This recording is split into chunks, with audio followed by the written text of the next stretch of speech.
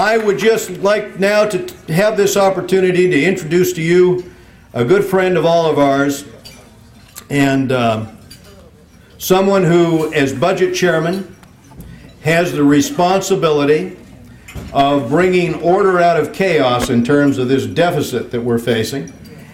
Someone who, as the senior member on the Ways and Means Committee, has a responsibility to figure out how we move forward and create economic growth in this environment. Someone who was our vice presidential nominee in the last election, a good friend of all of ours, Paul Ryan. Chairman?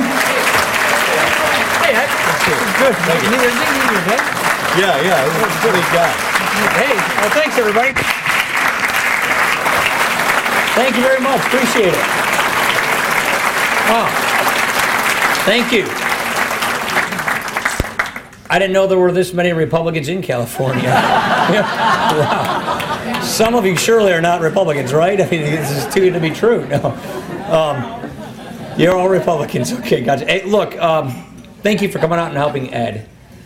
I tell you what, when a person becomes a chairman of a major committee in Congress, like the Foreign Affairs Committee, at a time when we have a lot of problems around the globe, what does that tell you? I serve on the committee of about 21 people that selects who goes on what committee, who becomes chairman of committees. And I tell you, when it came to this committee, it was a done deal. It was an obvious choice.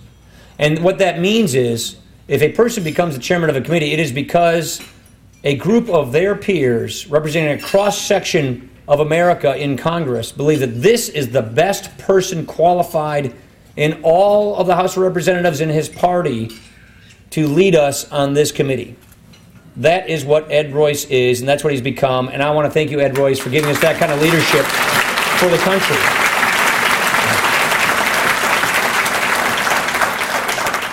You know, if you couldn't tell by my name, I'm kind of an Irish person. I grew up in Wisconsin in an Irish Catholic family, and there are a lot of stories that get passed on down to the family. People who come from immigrant stock, like most of us do, get these stories passed on to us from the homeland. And so one of the family stories that is told to me quite a bit is of some of my uncles who lived in Ireland during World War II. 3 of them in particular. And one was too young to go fight in war. And the other 2 were old enough, and they went off to fight, to serve. And as the younger uncle sent Bill and Tom, the other older ones, off on the ship in Cork to go fight in war, they said, "Have a pint of Guinness in our name for us every day we're gone until we return safe and sound." So that's what Irish Catholics do, just so you know. And so every day, Uncle Don would go into the pub. He was, 17 years old, which is plenty old for Irish and drinking. He'd go to the pub in Kilkenny, and he'd have 3 pints.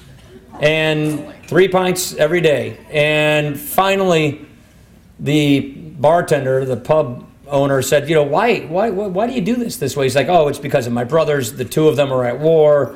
I'm having a pint on behalf of them until they return safe and sound." And then, after about a month of this, he came back in and he ordered 2 pints at the bar.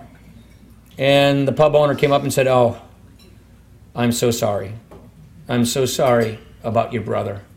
He said, "What do you mean?" He said, "Well, you're drinking 2 pints. I assume you lost one of them." He said, "Oh, no, I gave up beer for Lent." So that's how we do it in the Irish Catholic tradition.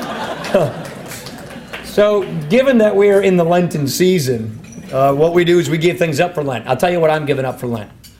I am giving up despair for Lent. Good.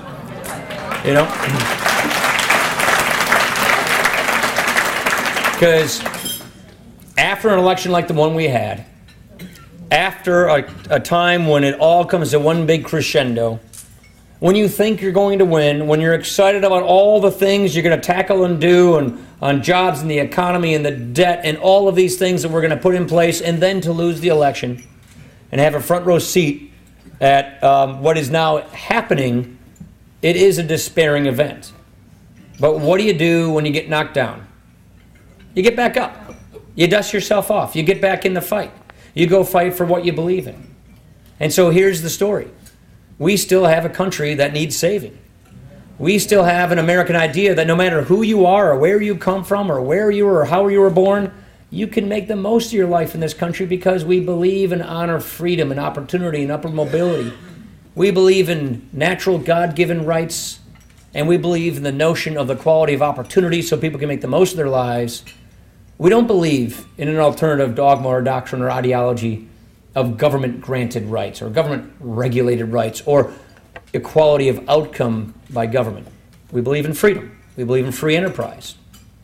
But we got challenges that are stressing that. We've got a lot of problems that are putting that notion, that idea of the American idea, out of reach for lots of people in this country who are coming to the conclusion it's not for them. They'll never get it. They haven't seen it in a generation and they don't see it coming their way. We got to fix that. We've got to deal with that. And so we've got big challenges. And we have divided government. Whether the American people wanted it or not, or liked it or not, you have a House Republican majority with a Democratic-controlled Senate and White House. That means this thing's going to have to work. And if there's anything that Ed Royce and I owe you by being in the majority, it is that we are going to do everything we can to get our spending and our debt under control, to prevent a debt crisis, to get the American idea back on track so that we can make sure that this next generation is better off than our generation was, because that, after all, is the American legacy. That's our obligation.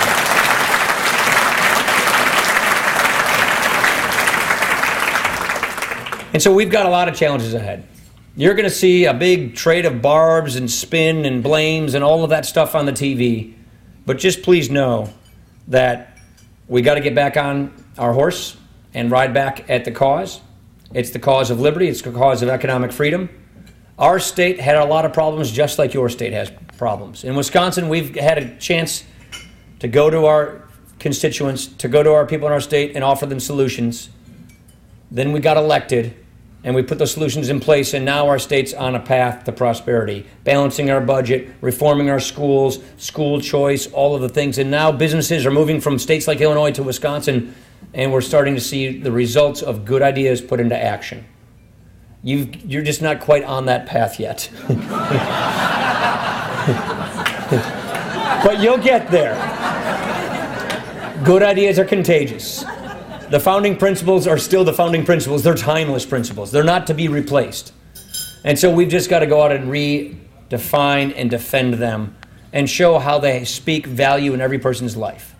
And so I'm excited about the fact that the challenges ahead become a clearer contrast. In the last 4 years, we argued against big government in theory, because it was really the theory of it all and the promise of it all that got passed into law in the first 2 years of the president's administration. Well, now that we're in the second 4 years, we will see it implemented and occur in practice. And the results of big government in practice, the fiscal recklessness, the tab that it presents, the debt that it grows, the lack of freedom and choice in healthcare and in all these other sectors of our economy, which suppresses entrepreneurship and economic growth and choice and innovation, that all will happen in reality now.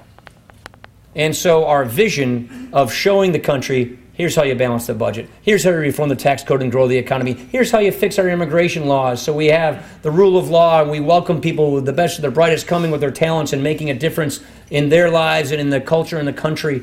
Here's how you fix healthcare with a patient-centered healthcare system. Here's how you get the American idea turned back on. We now get to showcase these ideas in the contrast, not of a theory, but of the practice of big government policies that have proven, but wherever tested, haven't worked. And at the end of that, we get to go back to the country and say, help us validate these ideas by putting them into place. It's precisely what we did in Wisconsin after 8 years of really bad government. It's exactly what a lot of states are doing right now. And it's unfortunately the wrenching process that we're going to have to go through here in California and out in Washington. But if we stick to our wits, if we broaden our appeal and explain to everybody in America why these ideas of upward mobility and opportunity are better for everybody and their families and how it leaves the country better off for the next generation, I believe at the end of the day we will get it right. let me just finish by saying this. Winston Churchill, one of the brightest political minds of the 20th century, was right when he said that the Americans can be counted upon to do the right thing, but only after they've exhausted all the other possibilities. So I unfortunately think we're going to have to learn that lesson and live that lesson. But I want to thank you for coming out and supporting Ed. He's one of those leaders and lodestars in Congress that you should be proud to call as your congressman because he's a leader. And so thank you very much for having me today. It's great to be with you, and thank you, Ed. Appreciate it.